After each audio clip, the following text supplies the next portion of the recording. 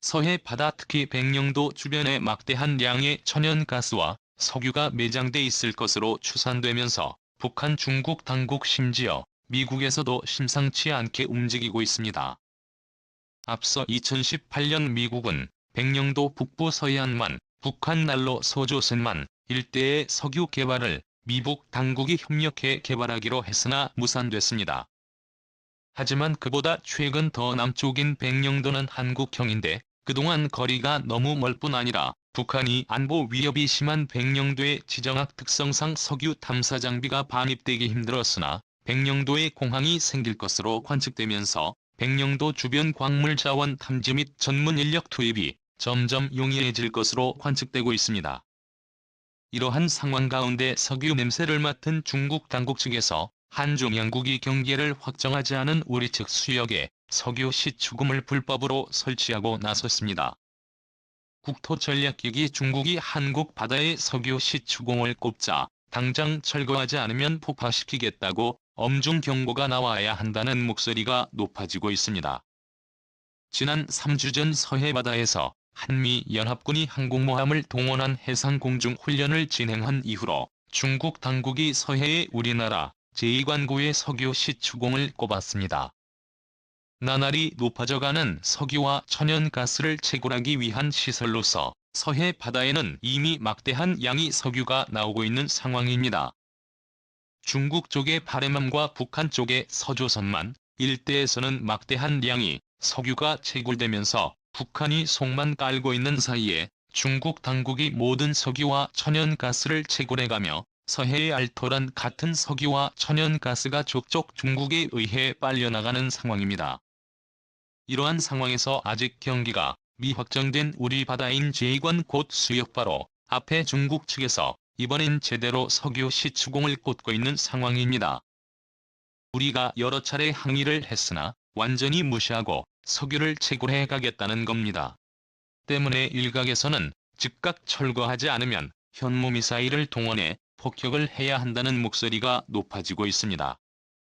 군사적으로 나와야 한다는 이유는 이곳이 아직 경계가 없는 잠정 수역 즉 우리의 바다로 볼 수 있을 뿐 아니라 중국은 석유 시추 장비를 군사시설 오프쇼어로 활용해 한미연합 당국의 군사활동 동태를 감시하고자 한다는 보고가 나오고 있기 때문입니다. 이러한 중국 측의 시설을 철거하지 않으면 각종 사드와 같은 군사장비 레이더를 동원해서 우리나라 산업시설이 밀집한 서해안 평택 일대에 집중 공격을 가할 수 있어 매우 위협적인 상황이 연출될 수 있습니다. 현재 중국 당국은 서해에 124도선을 수직으로 일방적으로 그어놓고 백령도 바로 앞바다까지 자국의 영해처럼 선을 그어버린 상황입니다. 한국이 훨씬 해안선이 복잡하고 섬이 더 많이 튀어나와 있는데 바다의 면적은 형편없이 적은 상황인데요. 중국이 인구가 훨씬 많은 이 124도 이후로는 한 채도 양보할 수 없다는 입장입니다. 124도 섬과 가까운 백령도에는 매일마다 중국 해군의 대형 군함이 등장해서 사실상의 무력 시위를 하고 돌아가는 사상 초유의 지경에 이르는 상황입니다. 전문가들은 만약에 이번 석유 시추공 사태에서 한국이 한 발 물러나거나 고개를 숙이게 된다면 한국은 백령도 앞뿐 아니라 124도선의 일렬로 중국 당국의 해상 오프쇼 감시 장비가 설치될 수 있을 것을 경고하고 나섰습니다. 해 바다는 수심이 깊지 않기 때문에 석유 시추공이라는 명목으로 124도선을 따라 일렬로 해상 말뚝을 박는 것이 가능하고 한국과 미국을 상시 감시할 수 있게 되는 상황이 만들어지고 있다는 건데요. 이미 제7관구 인근 동진하해에서는 중국 당국의 해상 석유 시추공이 너무 촘촘하게 박혀있어 선박들의 통행까지 불편한 수준으로 밀도 높게 설치돼 있는 상황입니다. 실제 중국 당국은 한국과 미국의 잠수함을 탐지하기 위해서 이어도 근처에 5개 한중 잠정 조치 수역에 총 8개의 잠수함 탐지 장비로 의심받는 대형 부표를 설치해 국제적인 비난을 받은 적이 있습니다. 이렇게 중국이 서해를 위협하는 상황에서 백령도 비행장 건설 사업이 주목받고 있습니다. 백령도 주변은 서해에서 가장 많은 석유와 천연가스가 매장돼 있을 것으로 추산되는 지역이지만 주변에 북한과 중국이 그어놓은 124도선으로 인해 쉽게 개발이 어려웠습니다. 아직까지 몇 흔고인지도 번호도 매겨져 있지 않은 상황입니다. 그뿐 아니라 인천항에서 백령도까지 가려면 무려 4시간이나 소요돼 한국에서 가장 소외된 섬으로 불렸고 석유 탐지나 광물 자원 개발 등을 위한 전문 인력의 파견 역시 쉽지 않았습니다. 그럼에도 불구하고 백령도는 지정학적 위치 특성상 군사적으로 특별 관리되어 온 핵심적 안보 거점이었습니다.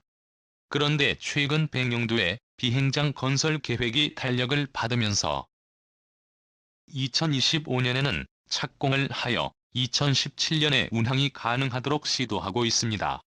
그렇게 되면 손쉽게 서해 바다, 그 중에서도 안보 위협에 노출이 심한 서해 최북서단 지역의 안보 환경이 크게 개선될 뿐 아니라 중국 당국의 불법 시추 장비나 한미 해군의 잠수함을 탐지하는 중국의 불법 투표 등의 설치 역시 효율적으로 감시할 수 있을 것으로 관측됩니다.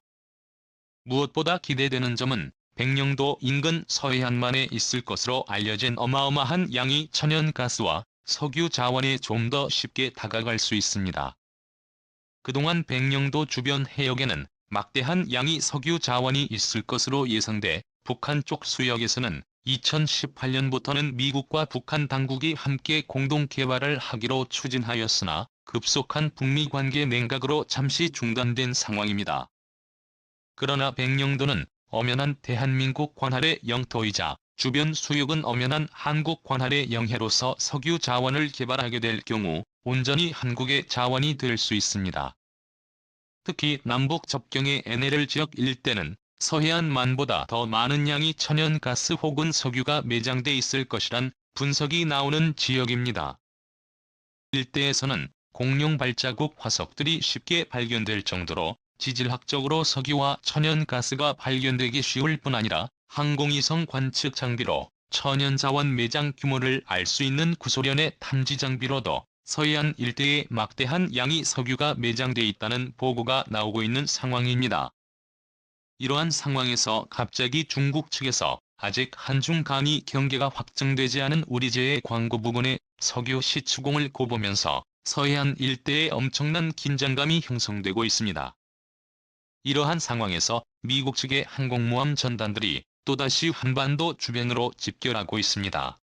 지난 3주 전 미 항공모함을 동원한 서해안에서의 한미 연합훈련이 있은 이후 로널드 레이건 호를 비롯한 주요 항공모함들이 한반도 주변에 배치됐습니다.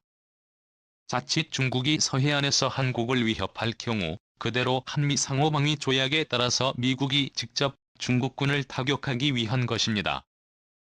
중국 측에서 최근 들어 우크라이나를 침공한 러시아와 밀착 행보를 이어가면서 막대한 자원을 매개로 러시아, 중국, 인도를 이어주는 새로운 경제권 벨트를 만들기 위한 작업에 진입했습니다. 중국은 인도와 앙숙 관계이지만 위안화를 중심으로 돌아가는 달러 패권에 도전하는 자원 경제 블록을 만들길 원하고 있습니다. 중국 측은 이러한 미래에 앞서 1970년대 이후로 달러로만 결제를 해오던 사우디에도 접선하여 위안화로 결제할 수 있도록 추진하는 상황입니다. 중동 국가들 인도, 러시아를 아우르는 위안화 블록 경제권을 만들려는 것입니다. 여기에 서해에서 만들어지는 천연가스까지 확보를 하게 된다면 중국은 미국이나 서방 진영에 필요 없는 독자적인 세계 경제 블록을 만들어 세계를 또 다른 냉전의 구도 안으로 밀어넣을 수 있다는 우려가 나오는 상황입니다. 과연 한국은 제2의 걸프만 혹은 카스피해가 될지 모른다는 서해 바다의 천연자원을 온전히 우리 손으로 개발해내 자연 독립국의 꿈을 이뤄낼 수 있을까요? 시청해주셔서 감사합니다.